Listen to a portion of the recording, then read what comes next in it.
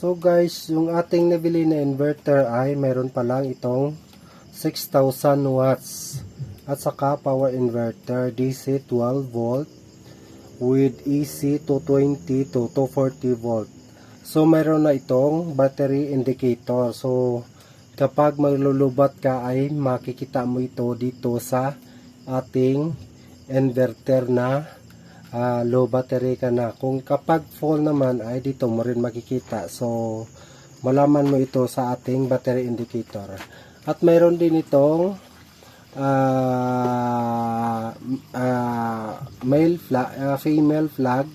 Mari mo itong isaksak dito yung inyong extension papunta sa inyong mga appliances. So dito kayo mag in flag ng inyong appliances papunta sa inyong appliances. Dito kayo mag in flag or magsaksak o di kaya'y mayroon din ito at saka mayroon din itong on off at saka USB charger. So kapag nag-charge kayo ng inyong cellphone, mari din kayo mag-charge dito sa USB. Mayroon din itong dalawang USB na naka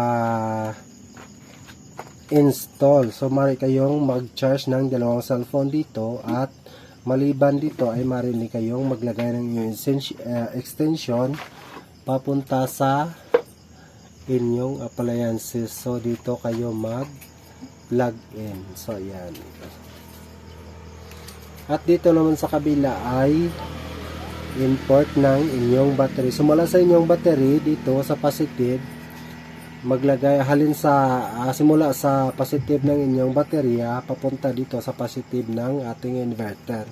At dito naman sa negative, simula sa negative ng inyong baterya papunta naman dito sa negative ng ating inverter. So ayan, sobrang legit guys, no? Pero hindi pa natin na try kung talagang gagana yung ating inverter dahil hindi pa natin na-install yung dalawang battery, apat na baterya na idagdag natin sa ating solar battery na LiPo. So yan na guys.